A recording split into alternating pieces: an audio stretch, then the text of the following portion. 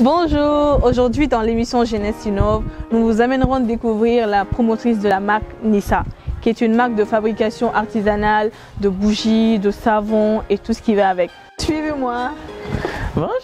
Bonjour, comment ça va? Bienvenue. Merci.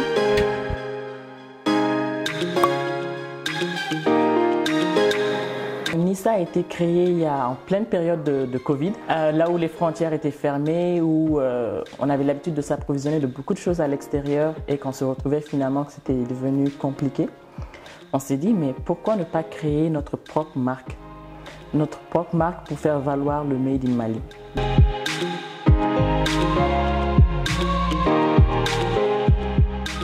D'où vient le nom de votre marque Nissa? Nissa, ça veut dire femme, femme en arabe, même comme la sourate Nissa. Pourquoi on a choisi ce nom? C'est parce qu'on veut faire des produits pour les femmes et faits par des femmes. Actuellement, je l'ai fait toute seule, mais je suis en train de former une jeune dame qui vit pas loin d'ici, pour m'aider dans la fabrication de tout ce qui est les bougies, les savons. C'est juste qu'elle est en vacances en ce moment, mais oui, actuellement, je suis en train de l'initier petit à petit. Comment ça se passe avec la gestion de votre travail, la vie familiale et aussi votre nouveau bébé qui vient de naître, votre marque? Comment ça se passe avec la gestion? C'est se leurrer de dire que c'est facile de gérer tous ces aspects en même temps. Les premières semaines de Nissa, il y a mon fils qui vient me dire « Maman, j'aime pas que tu fasses les bougies ». Je lui dis, il était jaloux. Oui, il était jaloux. Je lui dis pourquoi? Il me dit parce que depuis que tu as commencé, tu fais que des bougies. Je dis mais c'est pour faire de l'argent, c'est pour t'acheter ce que tu aimes. Il dit mais oui, mais tu passes trop de temps à faire des bougies. Et là, j'ai eu un déclic. Je me suis dit ok, il y a quelque chose de nouveau qui arrive et il va falloir que je m'organise en conséquence parce que faut pas que ça se fasse au détriment du temps que je passe avec mes enfants, au détriment du temps que je passe en famille. Il faut que je puisse m'épanouir quand même. Si. Donc c'est là que je me suis dit bon, on le fait plus du tout quand les enfants sont là autour de moi. Je profite du temps avec eux. Et là maintenant, j'essaye vraiment en matinée avant qu'on commence à passer du temps en famille, de faire un peu de production. Qu'est-ce qui a motivé ce choix de l'entrepreneuriat en fait? Le fait qu'il y avait un besoin, une demande pour certains produits qu'on a l'habitude d'acheter à l'extérieur. C'est sûr que le Covid a été un déclic pour tout le monde. Hein. Donc, ça a été pareil, hein, ça a été un déclic pour moi. Je me voyais dans l'entrepreneuriat, mais pas forcément dans l'immédiat. Je me voyais d'abord acquérir une certaine expérience de travail ici au Mali, parce que comme je l'ai mentionné, je suis là depuis... j'ai vécu pendant 13 ans au Canada. Donc, on est rentré juste après la naissance de ma fille, il y a à peine 1 an et demi. Donc le marché malien, la vie au Mali, que ce soit familiale, en entreprise, tout ça c'est nouveau pour moi. Donc je me voyais quand même travailler en entreprise quelques années et puis bien sûr à un moment lancer peut-être ma boîte de consultation en gestion de projet. Je n'avais jamais pensé à me lancer dans les soins corporels ou dans tout ce qui était fragrance de maison. Ça m'est jamais passé par la tête. Un jour je me lève, je prie, je me recouche et puis je me dis « Hey !» J'arrête pas d'allumer des bougies partout. Pourquoi est-ce que j'en ferais pas des bougies par moi-même? Je voyais mes bougies finir et je savais pas comment est-ce que j'allais en acquérir.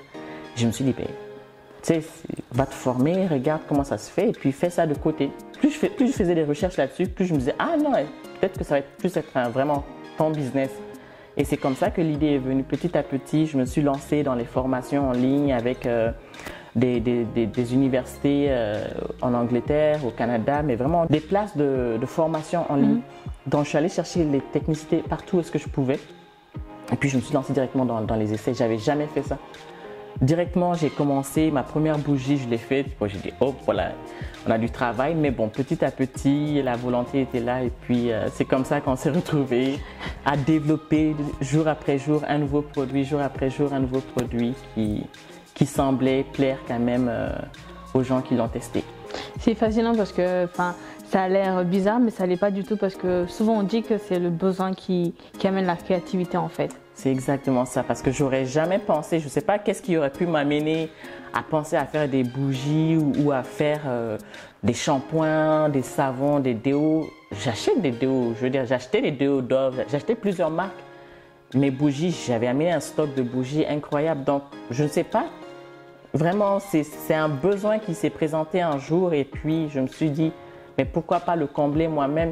Et vous venez tout justement de vous lancer. J'espère que vous n'avez pas peur de la concurrence parce qu'il faut savoir que... En réalité, la concurrence n'est pas mauvaise. C'est la concurrence déloyale ou comment on appelle ça, le copie-coller qui fait le plus de mal. Mais je pense quand même qu'on a un marché qui est assez grand, vu que c'est des produits qui, en tout cas qu'on n'en voit pas tout le temps. Je pense que la concurrence ne devrait pas être assez rude.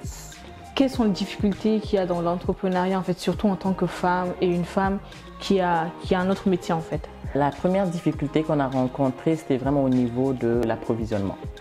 Pas seulement parce qu'on était en période de Covid et que les frontières étaient fermées, mais parce que c'est bien dommage, ici au Mali, on trouve rarement les choses dont on a besoin, que ce soit les contenants, par exemple. Contenants au Mali, on n'en fait pas.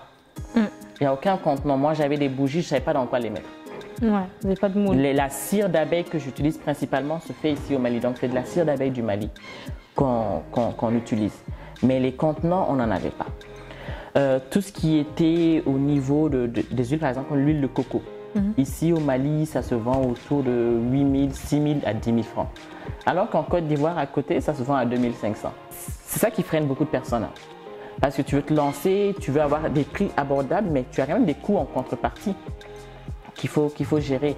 Et le fait que l'approvisionnement était difficile pour nous, qu'on devait aller s'approvisionner à l'extérieur pour les contenants, ça occasionnait des coûts. Donc, mère, en tant que femme qui travaille également, c'est le temps. Parce que là, souvent, je cours comme on dit, une poule sans tête. Il faut que je trouve une façon d'harmoniser et puis de trouver le juste milieu entre de trouver l'équilibre familial et professionnel. Comme avantage, on sait bien que malgré les inconvénients, les difficultés qu'il y a, il doit forcément avoir des avantages. Quels sont les avantages de l'entrepreneuriat? Déjà, tu travailles pour toi-même. Tu choisis tes horaires.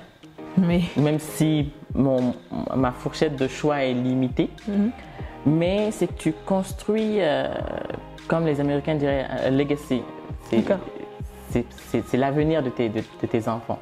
Oui. En tout cas, moi, c'est comme ça que je vois. C'est vrai que c'est une petite boîte, hein, mais moi, je le vois comme un héritage familial, disons. Exactement. Je le vois comme quelque chose que je laisserai à mes enfants. Si vous avez quelque chose à dire à toutes ces personnes comme nous, par exemple, qui avons peur de nous lancer dans l'entrepreneuriat ou des gens qui viennent tout juste de débuter, qu'est-ce que vous avez à leur dire? Ce que j'aurais à leur dire, c'est que déjà, il ne faut pas qu'ils pensent que l'entrepreneuriat est la solution la plus facile. L'entrepreneuriat, c'est quelque chose qui va te demander du temps, de la volonté et de ta personne. Mais c'est quelque chose qui vaut la peine si tu crois au produit que tu fais. C'est pas d'être entrepreneur en allant faire exactement ce que l'autre personne fait. Ça, c'est ce que je déconseille aux gens. Parce que tu ne sais pas par quoi l'autre personne est passée pour être là aujourd'hui. Tu ne sais pas c'est quoi ses coûts. Tu ne sais pas c'est quoi le temps qu'elle investit. Tu ne peux pas juste venir penser que tu peux calquer sur son modèle d'affaires et réussir.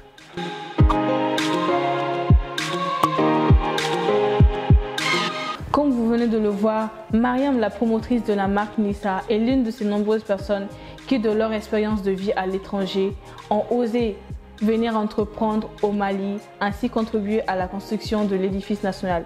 Pourquoi pas vous? Osez et innovez.